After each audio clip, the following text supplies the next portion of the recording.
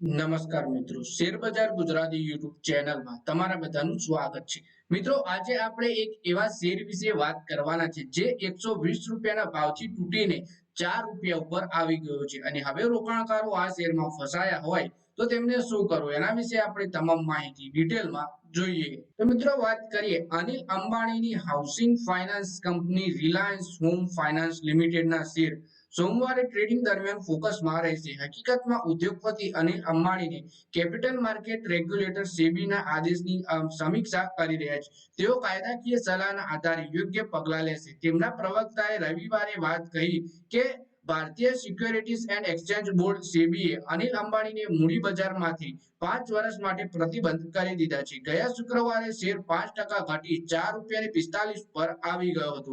એટલે કે અનિલ અંબાણીની કંપની છે રિલાયન્સ હોમ ફાઇનાન્સ લિમિટેડ, એટલે કે અનિલ અંબાણીને સેબીએ 5 વર્ષ માટે સિક્યોરિટીઝ 5 વર્ષ માટે મૂડી બજારમાંથી પ્રતિબંધ કરી દીધા છે અને શેરમાં 5%નો ઘટાડો સાથે 4 રૂપિયા 45 પર બંધ થયો હતો. પછી આની વિગતે વાત કરીએ તો અનિલ અંબાણીએ રિલાયન્સ હોમ ફાઇનાન્સ લિમિટેડને લગતા કેસમાં 11 ઓગસ્ટ 2022 ના રોજ સેબીના વચગાળાના આદેશનું પાલન કરવા માટે રિલાયન્સ ઇન્ફ્રાસ્ટ્રક્ચર લિમિટેડ અને રિલાયન્સ પાવર લિમિટેડના બોર્ડ ઓફ ડિરેક્ટરમાંથી રાજીનામું આપ્યું હતું, એમ કંપનીના પ્રવક્તાએ એક નિવેદનમાં જણાવ્યું હતું. નિવેદનમાં જણાવવામાં આવ્યું છે કે તેઓ છેલ્લા 2.5 વર્ષથી તારીખ 11 ફેબ્રુઆરી 2022 ના વચગાળાના આદેશનું પાલન કરી રહ્યા છે. સેબીએ 22 ઓગસ્ટમાં તેના આદેશમાં અનિલ અંબાણી અને અન્ય 24 સામે ભંડોળનો દુરુપયોગ કરવાના આરોપસર કેસ કર્યો છે. સિક્યોરિટીઝ માર્કેટમાંથી 5 વર્ષ માટે પ્રતિબંધિત કરવામાં આવ્યો હતો.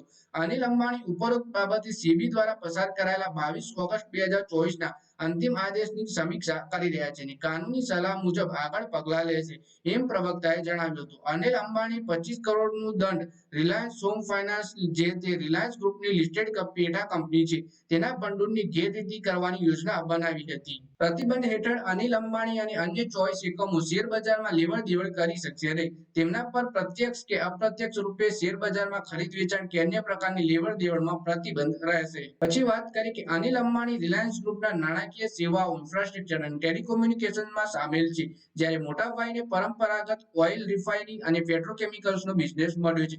છેલ્લા કેટલાક વર્ષોમાં અનિલ અંબાણીએ રિલાયન્સ કોમ્યુનિકેશન, રિલાયન્સ કેપિટલ અને રિલાયન્સ ઇન્ફ્રાસ્ટ્રક્ચર સહિતની જૂથની 3 સૌથી મોટી કંપનીઓને બાકી લોનને કારણે નાદાર થઈ ગઈ છે. પછી કંપનીના શેર વિશે વાત કરીએ તો રિલાયન્સ હોમ ફાઇનાન્સ શેરના ઇતિહાસની વાત કરીએ તો 9 જાન્યુઆરી 2024 ના રોજ તેની કિંમત 6 રૂપિયા 22 પૈસા હતી. શેરનો 52 વીક હાઈ 17 રૂપિયા અને ઓગસ્ટ 2023 ના રોજ 1 રૂપિયા 1 પૈસા 52 વીક લો હતો. શેર કેટલાક વર્ષ પહેલા 120 રૂપિયાના સ્તર પર પહોંચ્યો હતો. રિલાયન્સ હોમ ફાઇનાન્સમાં પબ્લિક શેર હોલ્ડિંગ 99.26%, એટલે કે બધી જ કંપની પબ્લિકના નામે થઈ ગઈ છે એવું કહી શકીએ આપણે. તો પ્રમોટર રહેલા અનિલ અંબાણીની ભાગીદારી 0.74% છે. પબ્લિક શેર હોલ્ડરમાં એલઆઈસી મોટી ભાગીદારી છે. એલઆઈસી પાસે રિલાયન્સની 74,86,599 શેર છે, એટલે કે આશરે 1.54% ભાગીદારી બરાબર છે.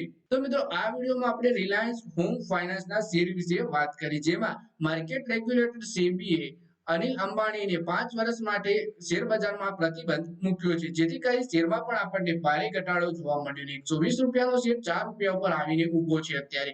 તો મિત્રો, આ વિડીયોમાં બસ આટલું જ. હવે મળીએ આવનારા વિડીયોમાં. ત્યાં સુધી વિડીયોમાં લાઈક કરો, કોમેન્ટ કરો અને વિડીયો પોતાના મિત્રો સાથે ફેસબુક, ઇન્સ્ટાગ્રામ, વોટ્સએપ બધી જગ્યાએ શેર કરો. શેર બજારની આવી જ માહિતી ગુજરાતીમાં જોવા માટે તમે ચેનલને સબસ્ક્રાઇબ કરી ઘંટડી પર દબાવી દેજો.